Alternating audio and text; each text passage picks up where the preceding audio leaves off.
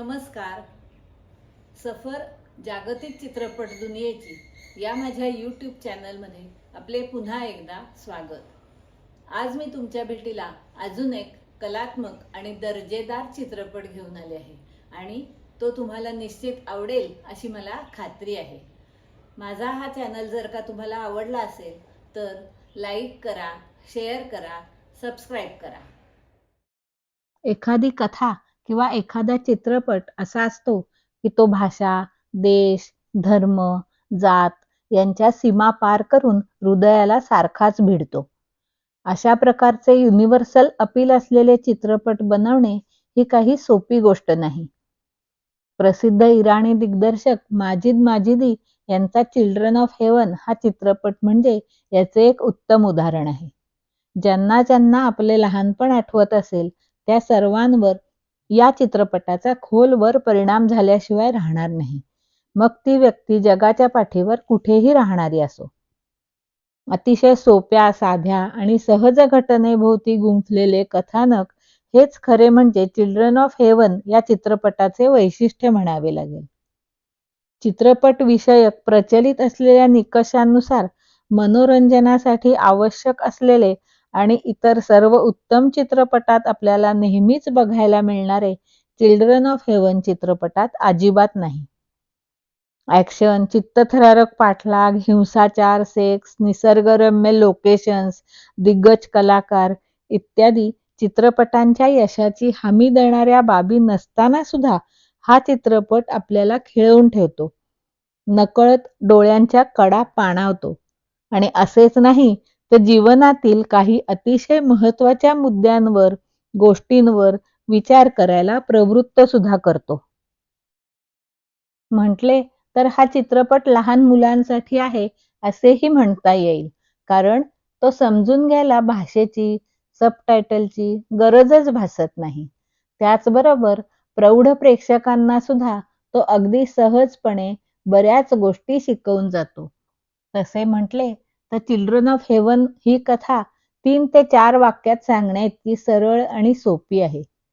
ही कथा आहे 2 भावंडांची, अली आणि त्याची छोटी बहीण झारा यांच्यातील नात्याची आणि त्यांच्यामध्ये घडलेल्या एका प्रसंगाची. अलीच्या हातून अनवधानाने झाराचे बूट दुरुस्तीला नेलेले असतात. ते बूट हरवतात आणि ते शोधून तिला ते परत करण्याचा अलीचा खटाटोप म्हणजे चिल्ड्रन ऑफ हेवन हा चित्रपट. या सर्व खटाटोपामधून दिग्दर्शक माजिद माजिदी जीवनविषयक अनेक मूल्यांवरती सहजपणे भाष्य करून जातात. आजच्या पाश्चात्य संस्कृतीच्या प्रभावाखाली असलेल्या आपल्या जीवनामध्ये छोट्या छोट्या गोष्टीतून आनंद निर्माण करण्याची क्षमताच जणू निघून गेली आहे याचा साक्षात्कार करून देणारी ही कथा. मगाशी सांगितल्याप्रमाणे हा चित्रपट सुरू होतो तो तेहरान जवळील एका गावात राहणारा छोटा मुलगा अली एका चांभाराकडून त्याच्या छोट्या बहिणीचे दुरुस्तीला दिलेले बूट घेऊन घरी जायला निघतो तेव्हा. वाटेत एका भाजीच्या दुकानात आईने सांगितलेली भाजी घेत असताना बाहेर ठेवलेले ते बूट एक भंगारवाला अनावधानाने घेऊन जातो. अली ते बूट शोधण्याचा आटोकाट प्रयत्न करतो.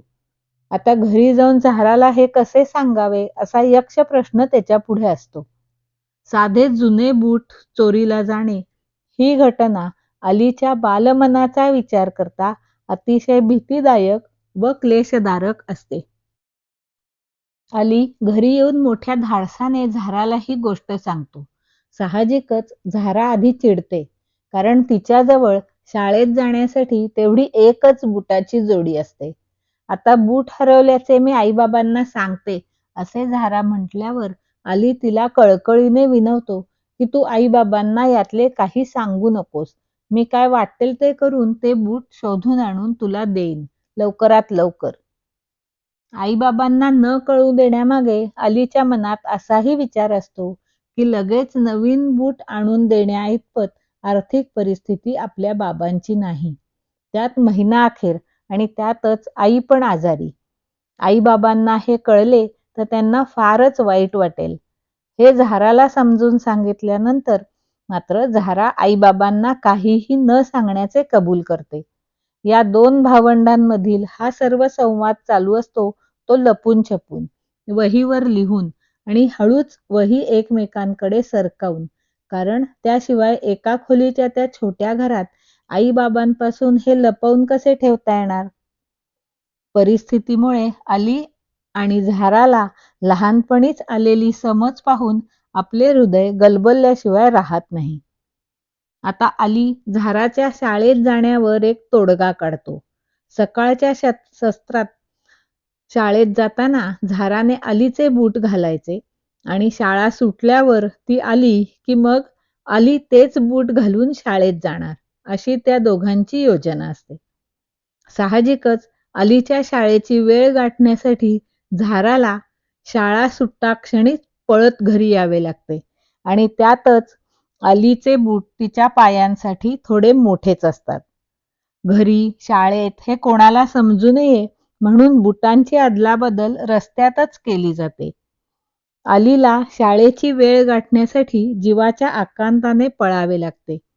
अली आणि झारा या दोघांच्या पळापळीचे हे प्रसंग म्हटले तर अगदी साधे आणि सरळ, पण प्रेक्षकांच्या मनात मात्र चर्र करून जातात. अशातच रोज शाळेला उशीर होत असल्याने एके दिवशी शाळेतून घरी जाऊन पालकांना घेऊन यायला सांगितले जाते. सुदैवाने शाळेतील अलीचे शिक्षक अलीच्या हुशारीची तारीफ करून त्याची शिक्षा रद्द करण्यात यशस्वी होतात. अलीबरोबरच झाराचाही बुटाचा शोध चालू असतो. एके दिवशी शाळेतील एका मुलीच्या पायात ते बूट झाराला दिसतात. झारा आणि अली त्या मुलीच्या घरापर्यंत पोहोचतात. तिथे गेल्यावर त्यांच्या लक्षात येते की तिचे वडील दृष्टीहीन आहेत. हे पाहिल्यानंतर आपले बूट तिच्याकडून मागून घेण्याची कल्पना ते दोघे सोडून देतात. सर्वसामान्य मुलांना मिळणारी सुखे न मिळूनही या दोघांच्या वागण्यात आलेला समजूतदारपणा प्रेक्षकांना बरेच काही सांगून जातो. अशा छोट्या छोट्या प्रसंगातून दिग्दर्शकाने प्रामाणिकपणा, विनय, समजूतदारपणा, मदत करण्याची वृत्ती, सहानुभूती अशा विविध जीवनमूल्यांवर अगदी सहजपणे प्रकाश टाकला आहे. झाराला तिचे बूट शोधून परत मिळवून देण्यात अपयश आल्यामुळे अली खूपच निराश होतो. तेवढ्यात त्याला एक आशेचा किरण दिसतो. जवळच्या गावात आंतरशालेय पळण्याची स्पर्धा म्हणजेच रनिंग कॉम्पिटिशन जाहीर झालेली असते. रोजच्या बुटांच्या अदलाबदलीच्या नादात व शाळा गाठण्याच्या नादात अलीला पळण्याचा चांगलाच सराव झालेला असतो आणि त्यातच सर्वात महत्त्वाची गोष्ट म्हणजे त्या स्पर्धेच्या 3ऱ्या क्रमांकाच्या विजेत्याला बक्षीस म्हणून एक स्निकर बुटांची जोडी मिळणार असते. अलीच्या दृष्टीने झाराला बूट मिळवून देण्याची ही सुवर्ण संधी चालून आलेली असते आणि अर्थातच ही त्याच्या वाट्याला आलेली शेवटची संधी असते. त्यामुळे त्याच्यापुढे एकच ध्येय असते की या पळण्याच्या स्पर्धेत 3रा क्रमांक मिळवायचा. हो, 3राच, पहिला किंवा दुसरा नाही, कारण त्याच्या दृष्टीने स्पर्धा जिंकण्यापेक्षा झारासाठी बूट मिळवणे जास्त महत्त्वाचे असते. अखेर स्पर्धेचा दिवस उजाडतो. इतर मुलांचे आईवडील आपापल्या पाल्यांना घेऊन नवीन नवीन पळण्याचे बूट वगैरे जय्यत तयारीनिशी आलेले असतात आणि अली मात्र त्याच्या जुन्या बुटांसह एकटाच असतो. अलीचे एकच ध्येय असते, 3रा क्रमांक मिळवायचा. त्यासाठी जीवाच्या आकांताने आणि आपल्या पुढे 2 स्पर्धक राहतील याची योग्य काळजी घेत तो पळत असतो. अशातच एक मुलगा अलीला धक्का देऊन खाली पाडतो. आता पुन्हा आपली जागा मिळवण्याच्या नादात अली अजून वेगाने पळत सुटतो, कारण त्याच्या डोळ्यासमोर फक्त बुटांची जोडी असते आणि या सर्व गडबडीत तो सर्व स्पर्धकांना मागे टाकून पहिला कधी येतो ते त्याचे त्यालाच कळत नाही. आत्यंतिक आशेने तो सरांना विचारतो, मी 3रा आलो ना? तर त्याचे शिक्षक आनंदाने सांगतात, अरे 3रा नाही, पहिला आलास, पहिला. अलीवर कौतुकाचा वर्षाव होतो आणि त्याला पहिल्या नंबरची ट्रॉफी आणि बक्षिसे मिळतात.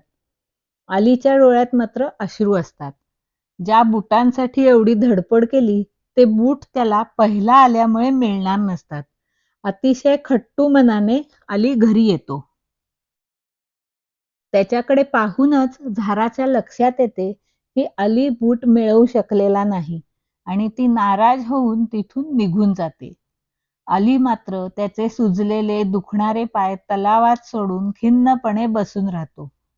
हा सर्व प्रसंगच या चित्रपटाचा हाय पॉइंट म्हणावा लागेल आणि माजिद माजिदीने तो ज्या प्रकारे चित्रित केला आहे त्याला तोड नाही.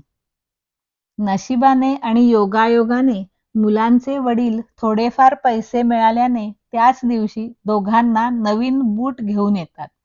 हे बघून आपल्यालाच कुठेतरी रिलीफ मिळतो. अशी ही चिल्ड्रन ऑफ हेवनची कथा.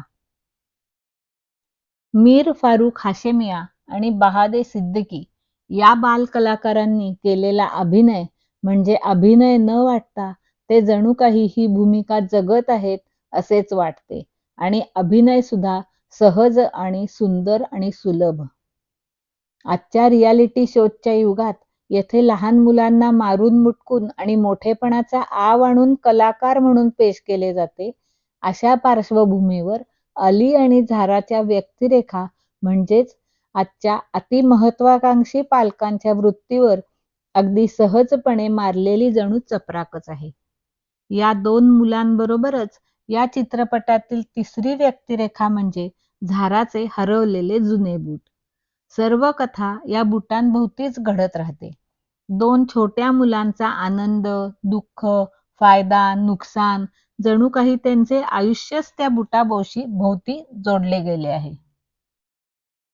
साधेपणाचे महत्व आणि साध्या साध्या गोष्टीतूनच लहान मुलांना खरा आनंद मिळू शकतो असा काहीचा संदेश देणारा हा चित्रपट.